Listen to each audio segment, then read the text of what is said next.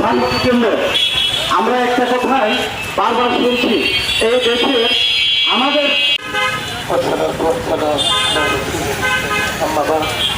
যারা ঋণ খেলাপি তাদের দ্বারা আবার ইসলামী ব্যাংক পরিচালনার জন্য যে পায়তারা করছে, আমরা সরকারের কাছে এর প্রতিবাদ জানাই, তীব্র নিন্দা জানাই এবং তাদের অপসারণ দাবি করি। এই পর্যায়ে আপনাদের সামনে মূল্যবান বক্তব্য নিয়ে আসছেন ইসলামী ব্যাংকের গ্রাহক। আপনারা জানেন এই ইসলামী ব্যাংক 1983 সাল থেকে তার এই বাংলাদেশে ইসলামী অর্থনীতি ব্যবস্থা চালু করার জন্য এই ব্যাংক সৃষ্টি হয়। বিগত দিনের সরকার এই ব্যাংকে এস আলম গ্রুপ লুটে পুটে খেয়ে তার সবকিছু শেষ করে ফেলে দেওয়ার সম্মানিত ভাইরা, আপনারা জানেন এই সরকারের ভিতরে আওয়ামী লীগের দোসররা লুটে পুটে খাওয়ার জন্য এই 300 জন সদস্য যারা নির্বাচিত হয়েছে তাদের ভিতরে 100 সদস্য প্রায় তারা ঋণ খেলাপি। এই ঋণ খেলাপি যদি 300 সদস্যর ভিতরে যদি 100 প্রায় যদি এই ঋণ খেলাপি হয়ে থাকে তাহলে দেশ চলবে কি করে?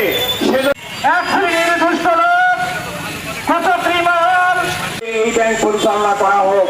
সম্মানিত ভাইরা, আপনারা সোচ্চার হন, আমরাও সোচ্চার হই। ওই ইসলামী ব্যাংক এই দোষকদের হাত থেকে যেন আমরা রক্ষা করি।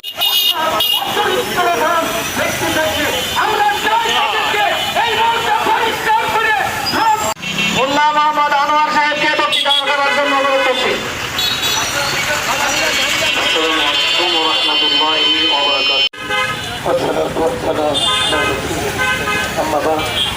যারা ঋণ খেলাপি তাদের দ্বারা আবার ইসলামী ব্যাংক পরিচালনার জন্য যে পায়তারা করছে, আমরা সরকারের কাছে এর প্রতিবাদ জানাই, তীব্র নিন্দা জানাই এবং তাদের অপসারণ দাবি করি।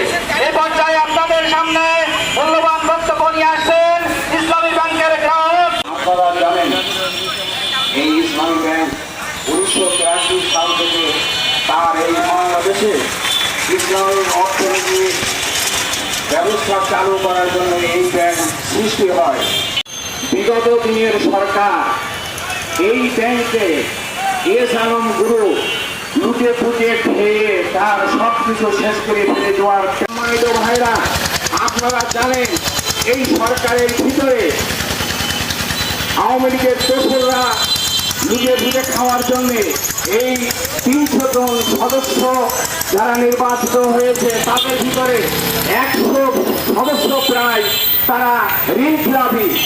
এই ঋণ খেলাপি যদি 300 সদস্যর ভিতরে যদি 100 প্রায় যদি এই ঋণ খেলাপি হয়ে থাকে তাহলে দেশ চলবে কি করে?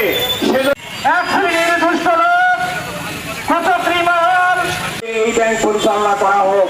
সম্মানিত ভাইরা, আপনারা সোচ্চার হন, আমরাও সোচ্চার হই। ওই ইসলামী ব্যাংক এই দোষকদের হাত থেকে যেন আমরা রক্ষা করি। আমরা